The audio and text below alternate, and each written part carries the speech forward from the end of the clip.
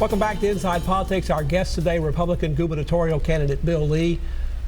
Mr. Lee, I know one of the things you've talked about, some other candidates have talked about it as well, has been the problems of rural Tennessee. You think that's a situation that's gotten so critical that within a generation we may see an entire lifestyle go away. Is that right? I do. That's pretty extreme. I do. I think that. I think I'm a product of rural Tennessee. I grew up in a very rural environment, understand and appreciate that way of life, but not just a nostalgic way of life, but truly a part of the foundation of who we are as an economy. The ag economy, for example, is 13% of our state economy, and that's almost entirely rural. It's an important piece, and if we don't focus on it, we risk losing it. So what's the number one thing we need to do to make that better? I think part of that is developing hope in rural communities, and we do that through, and one important piece is developing a workforce there. I've talked a little bit about the trades and vocational training and our educational transformation there. That's critically important. I'll tell you, I rolled out something called a roadmap for rural Tennessee almost a year ago because I believe so strongly about this. And it's 4 things that I would do as governor. And one of them is around work. One of them is around attacking this opioid epidemic, which we talked about. One of them is to be certain that we utilize technology appropriately, broadband and other technology, to change the landscape in rural Tennessee. And the other one is what I call utilizing faith and family and community values that got us where we are today, but that are critical to go forward. And we talked about that in the nonprofit, the utilization of nonprofits in those communities. Not to be politically crass about the issue, but aren't the votes in Tennessee now in the cities and the suburban areas, not in the rural areas, going after the rural vote? If you got even a large majority of it, you might still not get elected governor. Right. You know, my heart for doing this, I told you from the beginning, is to make life better for 6.5 million people, and that means every single person.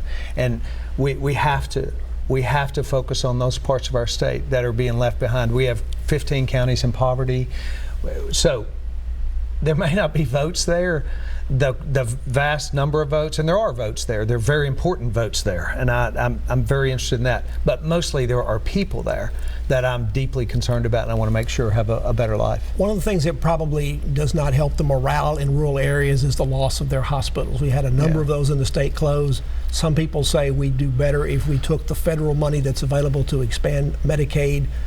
The Republicans have been opposed to that in the legislature. The governor has been for a plan, but hasn't been able to convince legislators to do it. There are other issues that need to be addressed. What will you do as governor? Are you looking to expand Medicaid that might help the rural areas by keeping some of these hospitals open? Yeah, expanding Medicaid under Obamacare, which is a flawed system, is not the approach that I would take. Our company insurance rates went up 29% 2 years ago, 19% last year. Rising insurance costs, it's an unsustainable system as it is now. It shows up in rural Tennessee in those closures. It's irresponsible to just keep going on the same system and watch rural hospitals close. So what I believe is that we need to look at the system itself and see the real need for real reform in the whole system to lower the cost of health care. So then it becomes more available to everyone. We have payers and providers and patients and very little incentive for any of those pieces of the system to lower cost, and that would be my priority. You talk that people say to you that one of the big things they want is a good job. We have record low unemployment in Tennessee. The Haslam administration has talked about that. I don't hear the candidates talking much about that. Is that because they don't want to brag on Governor Haslam? He's a Republican as you are, so, but I don't hear much bragging about that. Is it because it's low, but they're not the kind of jobs people need to have? Yeah, we have unemployment numbers, but then there is a workforce participation number as well, and that we're not leading the country in workforce participation. We have a lot of folks that are not working, that could be working, but they're not. They've taken themselves out of the market. So everyone doesn't have a good job. We have 15 counties that are economically distressed as designated.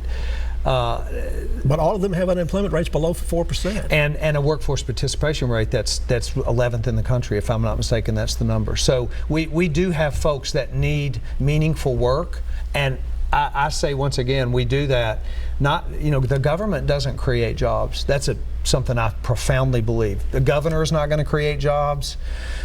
A commission is not going to create it. The government itself is not going to create it. But if unemployment goes up, the governor catches heck about it, and if it goes down, he gets credit for it. That's right. But what we do is government doesn't create jobs. We lower regulation, lower business taxes. We create an environment where small businesses can create jobs in the state. That's what I want to do. You've called yourself a conservative several times during this interview.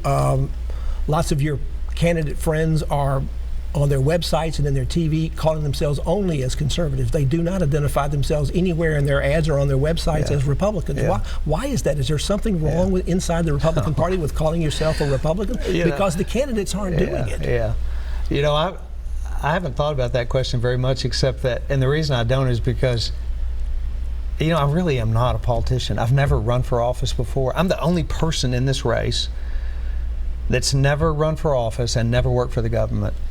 And you've liked it so far? And I've liked that so far. I don't think about myself politically. I think about myself, or what are my values and what are my principles, and how do I view approaches to government. And that's why I talk about being conservative, because those are conservative principles and values. That's the way I. But you are a Republican. I'm clearly a Republican. One issue that's come up this past week, the United States Supreme Court struck down the federal law that kept sports gambling from going on across the country, which opens the door, if Tennessee wants to do it, to be a state that would allow sports gambling. If you're governor, would you seek to do that? It could be a great revenue source for the state. You know, I have some real concerns about the societal impacts of a gambling environment to the state. We've seen in states that have expanded their gambling environment, we've seen a rise in poverty, we see a rise in crime, we see an increased breakdown of family. Those are really important societal impacts that a gambling environment has on an economy, on a society, and those are concerning to me, particularly for our state. I don't think we need to create an environment that expands on those societal problems. We'll have a great debate around it. There'll be a lot of conversation around it. It's just now coming into the conversation, but I can tell you that that'll be a perspective that from which I'll look as I look at the dialogue around this. Republican gubernatorial candidate Bill Lee is our guest on Inside Politics. Back to continue our talk with him after you watch these messages.